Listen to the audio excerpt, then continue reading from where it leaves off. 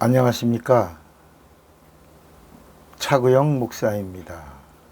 오늘은 한 분 하나님에 대하여 라는 제목으로 말씀을 나눌 때 큰 은혜가 되시기를 바랍니다. 성경은 구약과 신약으로 나뉘어져 있습니다. 구약과 신약을 율법과 복음 이렇게 말합니다. 율법과 복음은 율법과 예수라고도 말하고 율법과 은혜라고도 말합니다.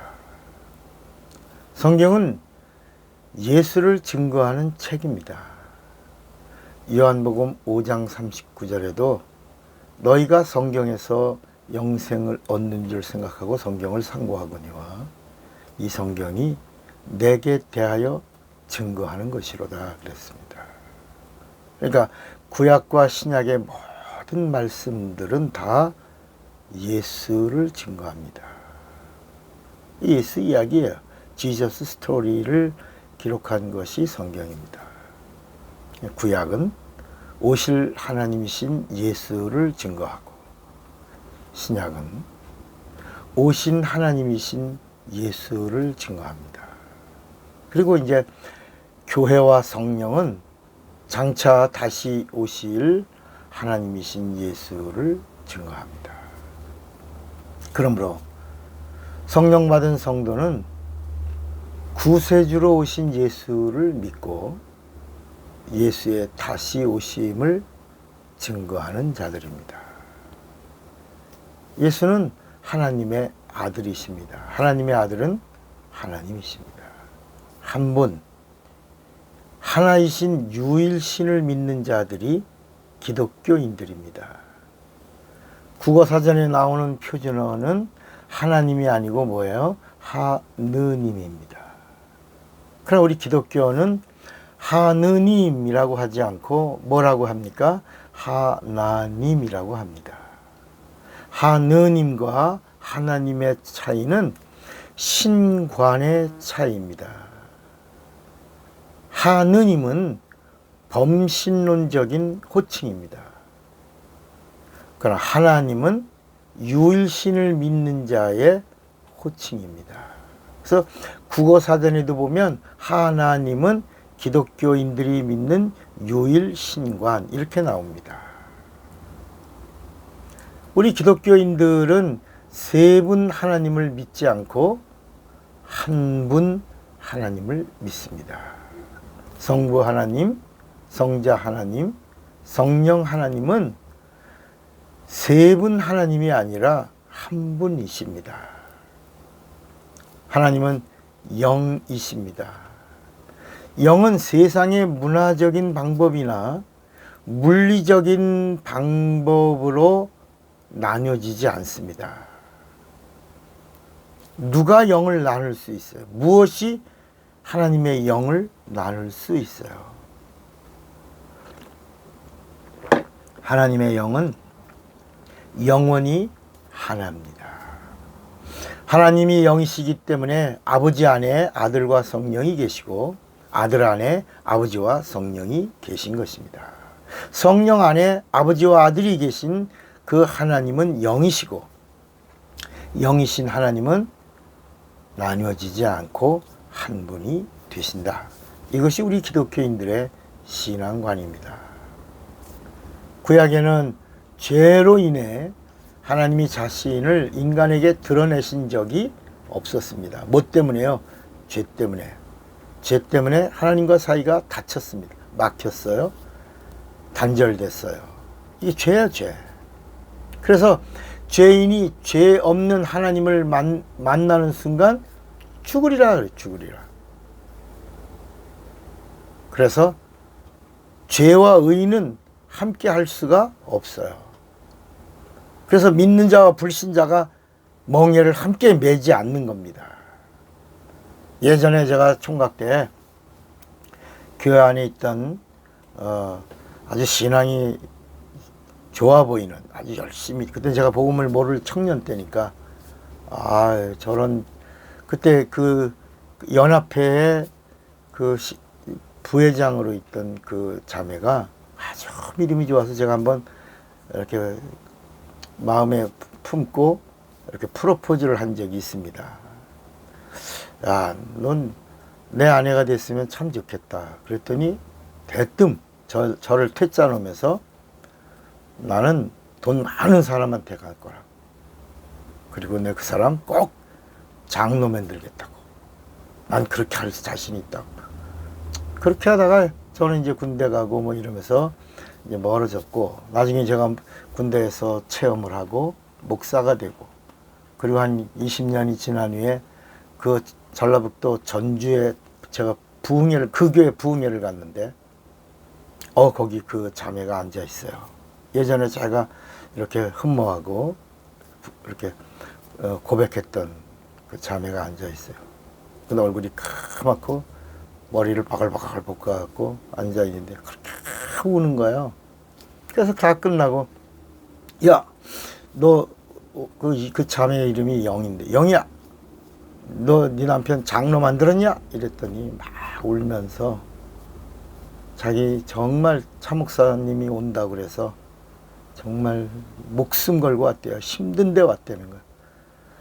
신앙 다 팔아먹고 예전에 좋던 그 믿음 다 어디 갔는지 정말 험악하게 살았던 모습을 보여주는데 제 눈시울도 잠시 뭉클했습니다. 그래서 믿는 자와 불신자가 멍에를 함께하지 않는 겁니다. 귀신과 하나님을 동시에 섬기면 솔로몬처럼 저주를 받고 망하게 되는 겁니다. 고린도 후서 6장 14절을 읽어볼까요? 너희는 믿지 않는 자와 멍에를 같이 하지 말라. 의와 불법이 어찌 함께하며 빛과 어둠이 어찌 사귀며 그리스도와 벨리알이 어찌 조화되며 믿는 자와 믿지 않는 자가 어찌 상관하며 하나님의 성전과 우상이 어찌 일치가 되리요. 우리는 살아계신 하나님의 성전이라 이와 같이 하나님께서 가라사대 내가 저희 가운데 거하며 두루 행하여 나는 저의 하나님이 되고 저희는 나의 백성이 되리라. 이런 말씀이 있습니다. 그러니까 구약에는 하나님이 자신을 드러내시지 않으셨습니다. 않으셨고 천사들이 하나님의 대행자로 세상에 나타나셨습니다. 이거 왜 그래요? 이 세상의 죄 때문입니다. 죄 때문에 하나님은 죄를 진멸할 계획을 창세 전에 세우셨습니다. 죄의 아비는 인간이 아니라 마귀입니다. 마귀는 죄의 근원이고 인간은 죄에 빠져 마귀의 종이 되고 말았습니다. 구약의 죄는 불순종입니다. 하나님의 말씀에 대하여 불순종한 것을 성경은 죄라고 가르쳐 줍니다. 죄는 말씀의 불순종입니다. 마귀는 하나님의 말씀에 불순종한 천사장입니다. 죄인은 마귀의 말을 듣고 하나님의 말씀에 불순종한 자를 죄인이라고 합니다. 이렇게 구약에는 죄 때문에 하나님이 이 세상에 현현하지 않으시고 천사들을 대신 보내어 하나님의 말씀을 전달했던 것입니다. 그러니까 구약에 나타난 하나님은 하나님 자신이 아니라 하나님을 대행한 하나님이 보내신 하나님의 종, 천사들인 것입니다. 구약에 하나님을 증거한 말씀이 32,500여 가지가 나오는데 이 모든 말씀은 하나님이 이 땅에 오시는 초림을 약속하고 그리고 하나님이 구약에 나타났던 것들은 전부 다 천사들이 하나님의 일을 대행하고 천사를 본 자들은 하나님을 봤다고 이렇게 고백한 것입니다. 그러니까 구약의 사람들이 만날 하나님이 아니고 누구라고요? 천사들입니다.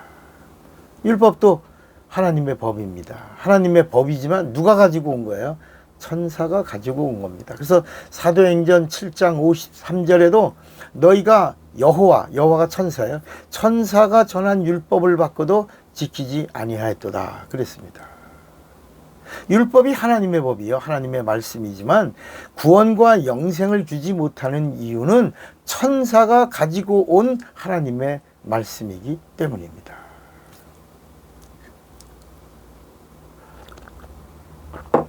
율법이 진리가 되지 못하고 순리가 되는 까닭은 누가 가지고 왔기 때문이요? 천사가 가지고 왔기 때문입니다. 그래서 율법을 받은 자는 자녀가 되지 못하고 종이 되는 겁니다. 그래서 율법을 받은 자들을 뭐라 그래요? 백성이라고 말하는 겁니다. 백성은 종입니다. 그러나 하나님이 육신을 입고 이 땅에 오심부터 뭐라고 불러요? 신약이라고 부릅니다. 율법은 구원을 줄 수가 없었습니다. 율법은 죄를 정죄만 하지 용서할 능력이 없습니다. 천사가 가지고 온 법이기 때문입니다. 진리가 아니고 순리이기 때문입니다.